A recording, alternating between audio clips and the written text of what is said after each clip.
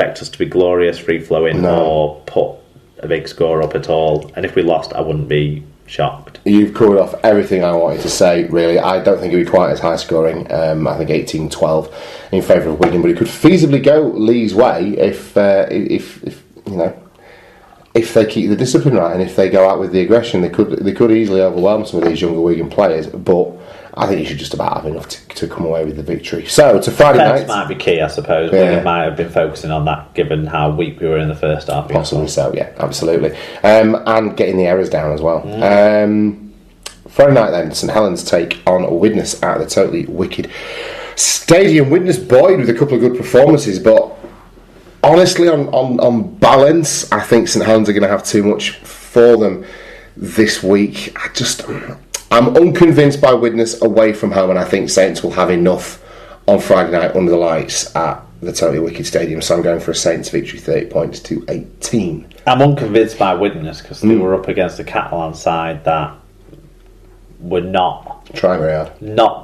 They tried very hard, but not necessarily to play rugby by all accounts. Whereas St Helens will try to play rugby. I'm very certain of that. 26-20, I think, in favour of the home side. I think they've got enough, but Widnes can score some points. Yeah, exciting game on Sky TV on Friday night though. Salford take on Hull FC down at the AJ. But this is Salford's third consecutive home league game, isn't it? Fair play. So exciting times at Salford, because they play Wakefield and then Catalan the week before. 3 in a row at home? No, because Catalan played Hull on the Monday. Salford were away. Where were they away? Someone. Alright. Salford were away at Warrington on the Monday. That's right, you're absolutely right. Okay, well, anyway, my pedantry aside, Salford take on Hull FC on Friday night down at the AJ. Bell are in prospect because Hull should really be buzzing. They should be expecting a couple of forwards back in terms of... Oh no, suspended. Liam Watson's out for another game, isn't he? I'm honestly not sure. I'm not sure. Maybe he only misses one. Either way, Hull have got more than enough grunt up front to make this an entertaining encounter. I'm just going with home field, to be honest, on this one. Salford 24-20 in an exciting affair. Yeah, I'm going with home field too, and I'm also not entirely convinced by Hull FC. The way that Wigan were able to match them for tries, beat them in breaks, and overcome them in that second half. It's still an issue for Hull FC. And Salford, I think, will want to bounce back, obviously. But what Salford have done is keep the errors low. They've had a blip. If they don't repeat that blip in this game, I don't see them not winning this game. With the way they've been playing, the home field advantage, of course, like you mentioned, and the quality that they've got compared to the Jekyll and Hyde of Hull. I mean, that's what their own fans say. 34-26 in favour of Salford. Don't know why I'm picking such a high score, but that's maybe relatively nice weather on Friday night. You never know. Speaking of Jekyll and Hyde teams, though, Catalan Dragons take on Huddersfield on Saturday afternoon down in the south of France. Huddersfield, whilst they got a great win over a dire Warrington side, They've got a flight, they've got to get into Catalan, they've got to get themselves settled, they've got to get a result. The Dragons seem to be... I still think my theory about them targeting home games holds water. I think it'll be a close, scrappy affair. I'm going for Catalan by 3 points, 21-18. What do you reckon? I think one of the biggest issues they might have, Huddersfield, is if they go with negative tactics, Catalan, and kind of think that's all they've got at the moment, then Danny Brough will get his mouth going and his head will go the wrong way, and that might not work out for them. But I think that the referee's whistle may lead to a 2-point win for Huddersfield. There you go. 18 points to 16 I'm going in favour of the visitors. Right. I think they've got a bit of momentum about them. I don't expect it to be an exciting game. I don't expect too many people pressing the red button, if I'm honest, which is a shame because there's lots of quality within these sides. But there's individuals that can do exciting things, isn't there? But be interesting to see. I just think Huddersfield will be buoyed by what they did last week, and Catalan will be looking inside themselves, and you question the mental fortitude. I don't know what they're going to find at the moment, because I don't know who is within that to turn this situation around, especially with them having to play so many young players that they brought in that maybe aren't up to fitness grade yet, or whatever it might be. question marks there, so Huddersfield to win for me. Salient points throughout. Saturday evening continues as Wakefield take on the Leeds Rhinos down at Bellevue. Mark, what do you reckon? This is the home field advantage situation for me. I also think Wakefield, we've talked about that sort of wave of forwards they've been able to play this year. A couple of the older forwards got a bit of a rest as well against Salford, so you'd expect that to play in their favour maybe, fitness wise and energy wise, and I certainly think they've got the goods to contain the Leeds pack, and they are electrifying out wide. They're scoring enough points. Both wingers are flying this season. 28-22, because Leeds have got a lot of quality, but Wakefield will win. Mate, you've just summed up everything I wanted to say. 24 points to 20, slightly closer margin of victory for Wakefield that I've gone for. Leeds have definitely got a shout in this one, but... Oh yeah, if it went either way, you wouldn't be shocked. No, far from it, but I do think it will be close. Final game of the weekend then, speaking of things that I think will be close, final game of the weekend sees Castleford take on Warrington. Only kidding. Warrington, absolutely diabolical, terrible attitude problems. Clearly something very, very wrong at that club at this time. Castleford, on the other hand, I think you could pretty much, Darryl Powell can just pick 17 names out of the hat and they go out and win, doesn't he, really? And you expect that they would be back to full strength for this one on a Sunday afternoon down at the Jungle. 50 points to 10, big Castleford win for me.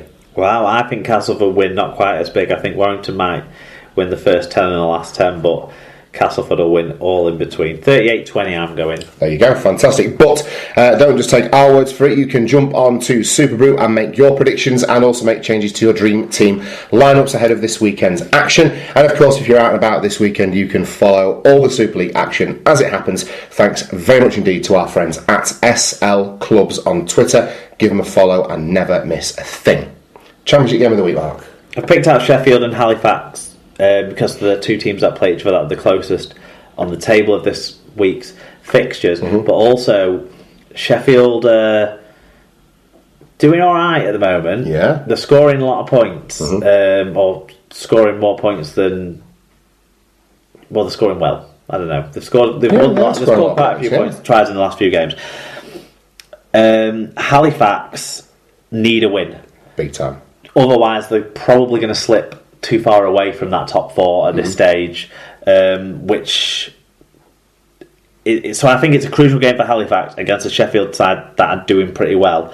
That's why I've picked it as the game of the week. There you go, League. I don't even know which way to go on that. It's a coin flip. I just go home. Go home, Sheffield. They're scoring a lot of points and they're at home. I'm leaning towards Halifax, but the way Halifax have been finishing sets gives me no confidence. Okay, who have we cursed with the League One game of the week mantle this week? We've gone with two of the southern sides, London versus Oxford. The Scholars are 1 point behind Oxford in the table, but they can jump over the Blues if they win this, and whoever wins this will start staking their claim to be the leading southern side, and staking a claim for potentially scraping into that top 8 of the League One, which I think would be massive to get a southern team in that top 8 a second year in a row. I think it will show the development of the sport around the country, and those sides isn't just wasting resources or whatever some people might think. I think that there's genuine merit in it, and if they can get into the top 8 consistently in that division, I think that'll cement that. That goes to demonstrate that, doesn't it? Okay, NRL Brit picks. Who fancies getting up early? Seagulls Knights, Friday at 9 a.m. Titans versus the Warriors, Saturday at 6 a.m. Panthers versus the Raiders, Saturday at 8:30 a.m. And then Monday, Rugby League. Monday footy comes back this week. Bulldogs versus the Dragons, so potentially Jammer, potentially Widdop. Should be a cracker. 7 a.m. on Monday for you. Want to watch it with your breakfast. Fantastic. Eat it with your Weetabix. That is the world of Rugby League. Well and truly covered for another week. Let's take a look now. No, let's in fact wrap up the show. Hey. What a fuck up.